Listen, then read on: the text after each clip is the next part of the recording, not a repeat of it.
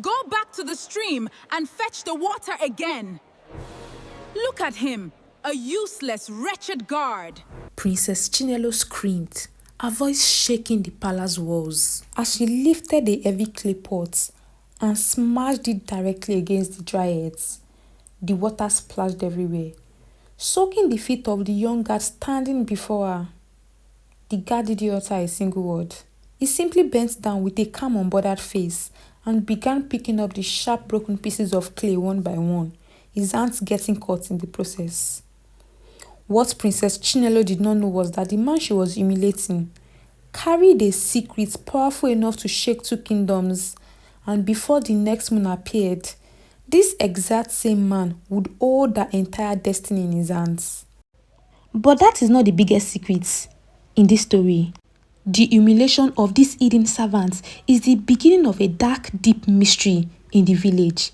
Tell me in the comments, if you were the one standing there, could you hold your peace? Let's go back to how this drama actually started. Princess Chinelo did not show her madness on day one. No, a snake does not show its venom while it's still trying to crawl into your house. When Chinelo first arrived from the neighboring kingdom of Obodoani as the arranged bride for the unseen prince, she was the definition of a perfect woman. On day one, she stepped out of the royal carriage wearing every coral beads, her head bowed low in front of the elders. "My fathers," she said, her voice sounding as sweet as fresh honey, "I am here to serve this kingdom and to be a submissive wife to my husband, the prince." The elders were nodding their head in happiness. Even Queen Uma, the mother of the prince, smiled and thought, "Ah, the gods have blessed my son with a beautiful, respectful wife." But you see, character is like a smoke. No matter how hard you try to hide it, it must eventually leak out. By day 5, the sweet honey started turning into bitter leaf. Chinelo began complaining about the palace food, shouting at the young maids who swept her room.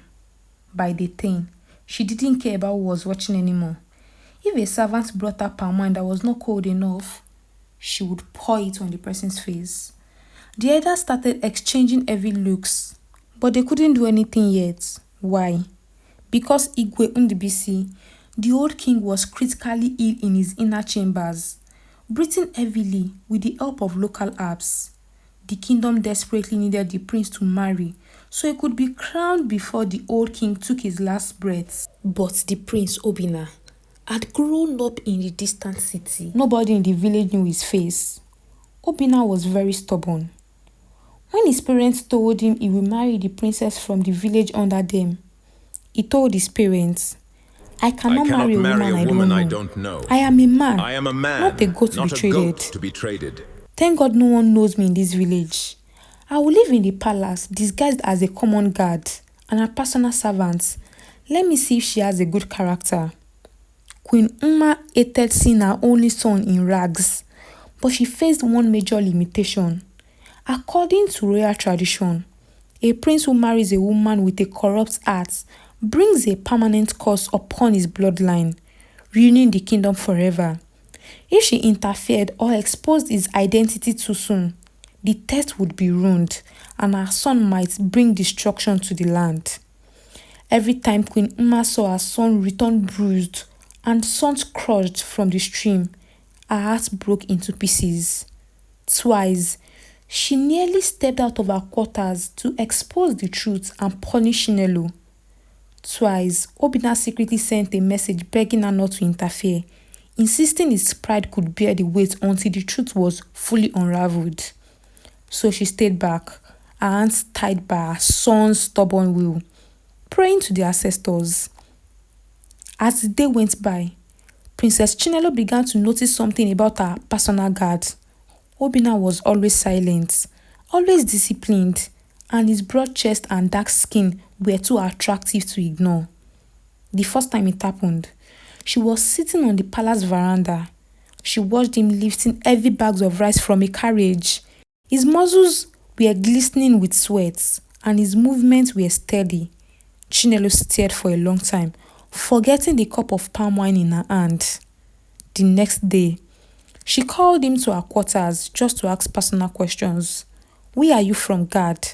You do not speak like the local illiterate boys of this village. Who gave you those broad shoulders? Obinna kept his eyes on the floor. I am the son of the soil, princess. My past does not matter. Only my duty to the palace matters. Chinelo smiled, fascinated by his mystery. A few days later, she tried a different approach. She brought out an expensive piece of woven cloth she bought from a traveling merchant. Take this, she said, tossing it to him. Wear something better. A fine man like you shouldn't look like a beggar while walking behind me. Thank you, princess, Obinna replied, placing the clothes on a wooden table without touching it. But the uniform given to me by the palace head guard is enough for a laborer. Chinelo's eyes narrowed. The next morning, she tried giving him a handful of silver coins, telling him to buy good sandals. Obinna politely refused, saying the palace provided for all his needs. On the third occasion, she held out a polished copper ring, offering to make him her chief supervisor. Obinna bowed and stated that he preferred to remain a simple guard. Chinelo's pride snapped. Her curiosity twisted into a desperate, heated obsession. One evening, after drinking heavy palm wine, she called him into her private chambers. The room was dim, smelling of expensive oils. Chinelo was lounging on her bed, a royal wrapper tied loosely around her chest. Come closer, she whispered, beckoning to Obinna with a mischievous smile. Obinna stepped into the room but kept his distance. Yes, princess, what do you require? Chinelo stood up, walking around him like a leopard stalking a goat. She reached out and slid her soft hand up his muscular arm, her breath warm against his neck. You are too fine to be wearing these dusty clothes, you know. Want my bed tonight, my handsome guard. Satisfy me, and I promise you, the moment I marry that foolish city prince, I will elevate you. I will make you a human being in this palace. Obinna felt a cold disgust rise in his throat. He gently but firmly pulled his arm away from her grip, stepping back into the shadows. I'm a guard of the palace, princess. My duty is to protect your life, not to satisfy your flesh. Her obsession turned into instant poisonous hatred. You rejected me? She eased, her eyes turning red with anger. A piece of refuse like you. I will show you that the chick that mocks the rain forgets the hawk is watching. I will break your pride in this village. That was the exact afternoon she began making his life a living hell, culminating in the moment she smashed his clay pots, forcing him to pick up the pieces from the muddy ground. By the sixth trip to the stream, under the blazing hot sun, Obinna's legs were shaking. His shoulders were bruised from the heavy clay pots, and his hands were bleeding from the earlier broken pieces. For the first time, his stubbornness tasted bitter. He sat down under a bamboo tree, staring at the water, questioning his own rigidity. Perhaps my pride made me endure more than wisdom required. Did I take this test too far? He asked himself. As he was deep in his heavy thoughts, his foot slipped on the wet mud while trying to lift the seventh pot. The jar crashed into the rocks, shattering completely. Chineke, are you alright? Are you alright? A soft, worried voice gasped. Obinna looked up through his sweat and dirt. Kneeling right there in the mud beside him was Isioma. Now, the truth about Isioma was that she wasn't a perfect, fearless girl. She was an orphan, living with her wicked uncle, Mazi Iche, and her bitter aunt. She was beautiful, yes, but her eyes carried a deep, painful fear of rejection. She suffered from terrible self-doubt because from morning till night, her family pounded her with cruel words, telling her she was cursed. She had a hard time standing up for herself, always trembling whenever her cousin Adana raised her voice. But despite her inner fears, her heart was still pure. Without thinking twice, Isioma reached out, took a clean leaf to fetch clean water, and gently washed the mud from Obinna's cut. She tore a piece of her own faded wrapper and carefully bandaged his bleeding fingers. The next day, she returned to the stream early, hiding a small wrap of roasted yam and palm oil in her basket, sliding it to him when no one was looking. Eat, she whispered, her eyes darting around. They sat under the shade of the bamboo trees, sharing the food, and for the first time, they laughed together, a genuine soft sound that made the burdens of the village disappear. One afternoon, Adana followed Isioma to the path near the river, lifting her voice to humiliate her. "Look at this useless orphan, playing in the dirt with a palace labourer," she said. Adana had raised her hand to strike Isioma's face, but Obinna stepped in between them, his large frame blocking the blow. His eyes were cold as he glared at Adana. "Touch her again," he said softly, "and you will find out that even a quiet dog has teeth." Adana backed away, muttering curses, but Isioma looked at Obinna, her head swelling with a strange comfort she has never felt in her entire life. But there were strange things about Isioma that nobody could explain.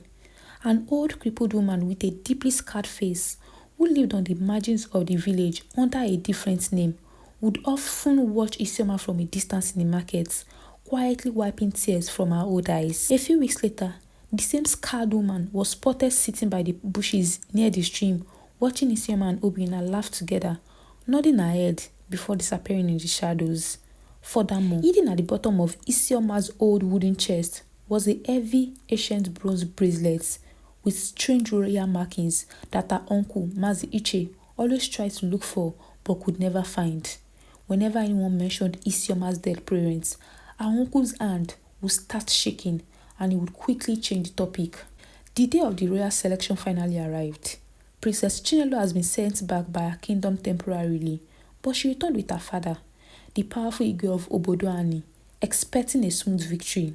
The village arena was completely decorated with expensive drapes. Every maiden in the village was lined up, looking like gold. Adana was at the front, smelling of expensive perfumes, her heart pounding with pride. But at home, Isioma was in tears, locked inside her room. Her aunt had told her, "If you dare step out of this house, the gods of our land will strike you dead." A slave does not look at a prince. Up in the palace luxury suites, Obinna stood by the window, wearing his heavy royal robes, his face covered by the sacred beaded veil. He scanned the thousands of girls. He looked left. He looked right. Isioma was missing. A palace guard stepped in. "My prince, the elders say it is time to choose your wife so we can begin the coronation." Obinna turned around, his voice echoing with authority. "No, tell the elders that not all the maidens of this village are present. The selection is hereby postponed." When the announcement hit the arena, the crowd erupted into absolute shock. Postponed? How? Why? What happened? That night, Isioma managed to escape to the stream, her face swollen from crying. She found Obinna waiting in the dark. "Obinna, I couldn't go for the royal selection," she sobbed, her self-doubt consuming her. "I'm just I am an just orphan, an orphan. Obinna. The prince would never Even if look I at was someone there, like me." the prince would never look at someone like me." Obinna grabbed her shoulders, looking deep into her eyes. "Listen to me, Isioma. Never call yourself nothing. No matter how long a lie runs, the truth owns the road. owns the road. On the next selection dates, tell your family members you are not going to the palace at all. Tell them you will gladly stay back and fetch water. Do you trust me?" Isioma looked at the simple guard and nodded, her heart trembling. The final selection day arrived, and the tension in Amansi was high enough to cut with a knife. Adana and her mother left the compound early, laughing because Isioma had willingly stayed back behind with her water pots. But once they left, Isioma changed into a clean wrapper, hidden by the bushes, and walked towards the palace square. Her heart pounded with sudden panic when her old village woman walked past her on the narrow path, stopping to look at her. "Isioma, is that you? Where are you going, dressed like this?" the woman asked suspiciously.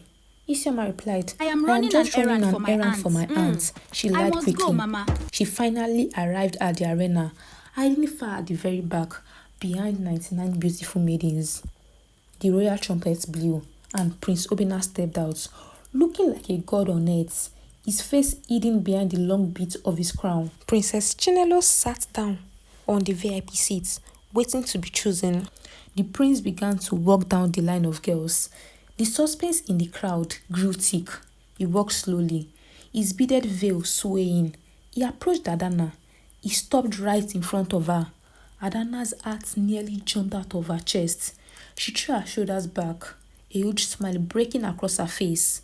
The crowd gasped, thinking it is her. But the prince paused, looked at her for 3 agonizing seconds, then took a step to the side, continuing down the line.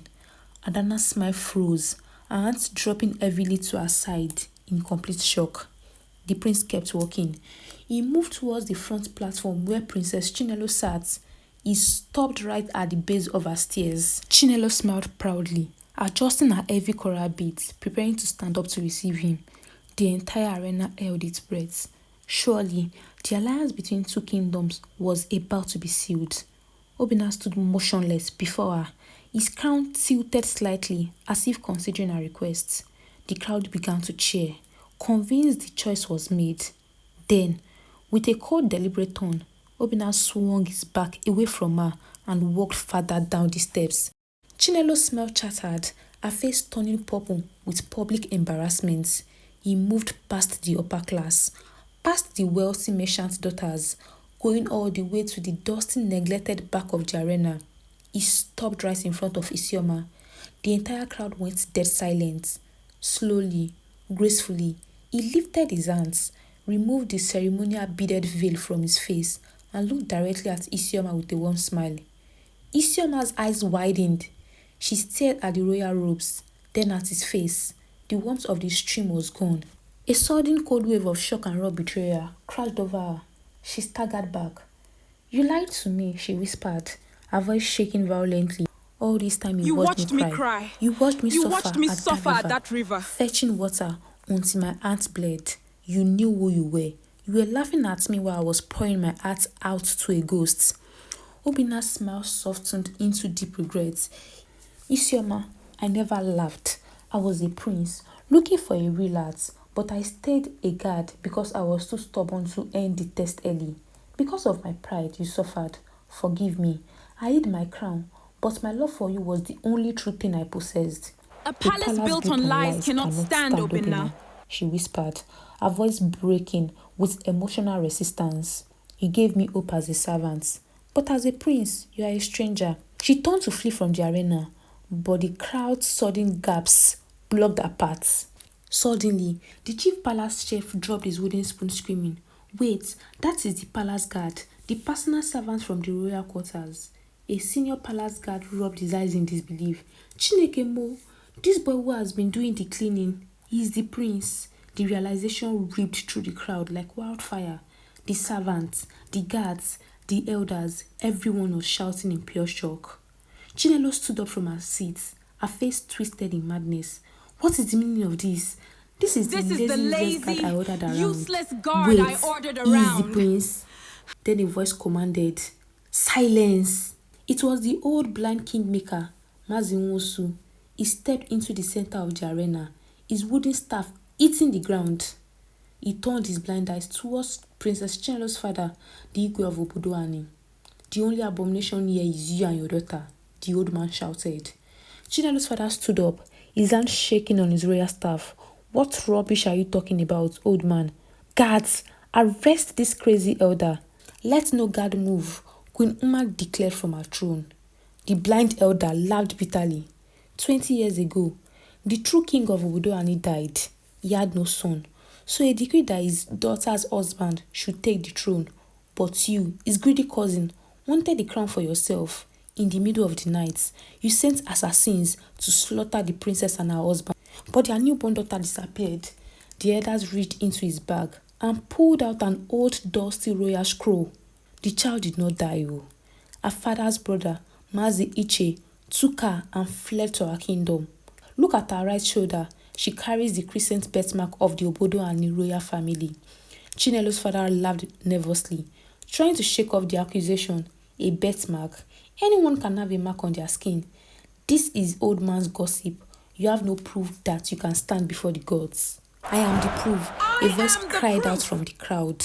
The old crippled woman with the deeply scarred face, the same woman who had watched Isioma for years in the markets, stepped out from behind the elder's canopy. Chinelo's father turned completely pale, his hands trembling as the crowd gasped. 20 years ago, I was the head royal midwife in your palace, the old woman wailed, her voice carrying across the silent arena. I fled into hiding and have lived under different names for 20 years to escape your wrath.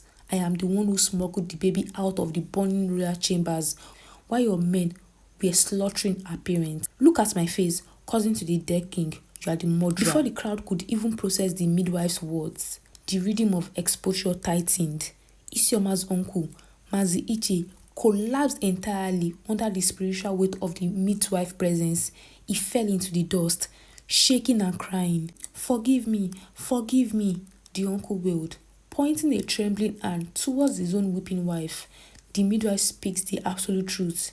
It was my wife. I wanted to treat Isioma well, but my wife forced me to abuse her. She said if we treated her like royalty, the wicked king of Ubudoani would find out, hunt us down, and kill us all. So we made her a slave in our house to hide her true identity from the world. As the uncle's confession echoed through the square, the final piece of the reading fell into place.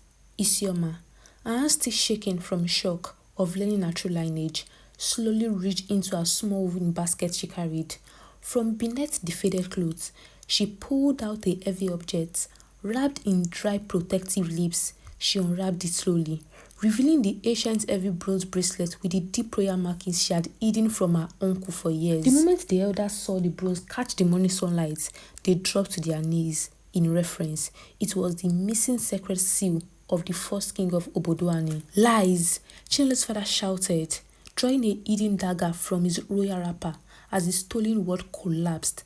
This is a setup. I am the king. He tried to rush the blind elder to kill him, but Prince Obina was faster.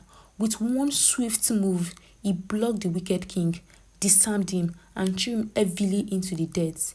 The guards of Amansi immediately surrounded him with spears. The judgment of the ancestors was swift. The elders of Wodoani, who had travelled with their corrupt king, immediately stripped him of his titles right there in the arena. He was dragged away in heavy iron chains, while Mazi Iche and his bitter wife were stripped of all their lands and banished. Before the guards could lead Adana away, she broke free from their grip, tumbling to her knees at Isioma's feet. Her expensive clothes was dragging in the depths. Her expensive makeup was drenched by sweat and tears. Isioma, please, Adana wailed, clutching the edge of Isioma's simple wrapper, her face twisted in absolute humiliation. I didn't know. I swear I didn't know you were a princess. Please, tell them to stop the banishment. All those years, it was my mother's foolishness. Do not cast us into the forest. Please. Isioma looked down at her cousin. For 20 years, she had trembled at the girl's voice. She looked at Obina, who stood silently beside her, letting her handle her own past. Then, she looked back at Adana. When I cried, you laughed, Isioma said. When I begged you for bread, you mocked my hunger. Today, you are kneeling in the mud begging an orphan. I will not lift your punishment, Adana. Go into that forest and learn what mercy feels like, because you never showed it to me. The guards dragged Adana away screaming, leaving a profound silence in the square. Obina turned back to Isioma, the grand arena waiting for a response. He didn't speak with the booming voice of a ruler. He stepped down until he was at her level, holding out his hands with the same quiet vulnerability he had shown under the bamboo tree. The crown means nothing if the true queen walks away. Let me spend the rest of my days earning back the trust I broke at the river. Isioma did not answer immediately. She stood in the center of the royal square, looking at his outstretched arm, then back at the dusty path that led to the river. The anger in her chest was still heavy, and her trust was not a broken pot that could be glued together in a second. For the first time, she didn't look at the prince, but at the boy she once trusted. She realized that running away would mean letting the wicked win. She took a long, steady breath, letting her emotional resistance settle into a quiet power. She did not smile, but she stepped forward and placed her hand firmly in his.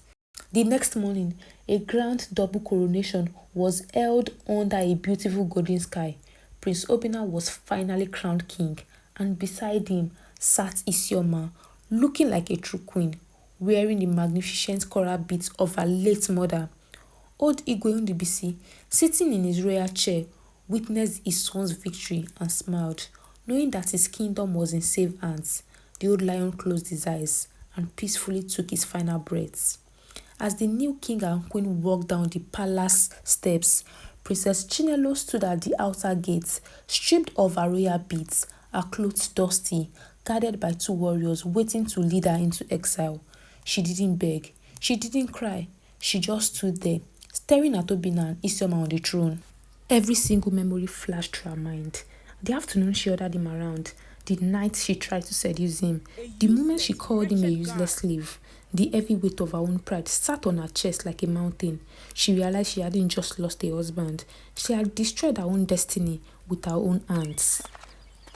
She turned around slowly and walked away into the dusty path of exile without looking back. If you enjoyed watching this video, please make sure you hit the subscribe button to subscribe to my channel, like this video, drop your thoughts down in the comment section, and I'll see you in my next one. Stay safe out there, guys. Good night.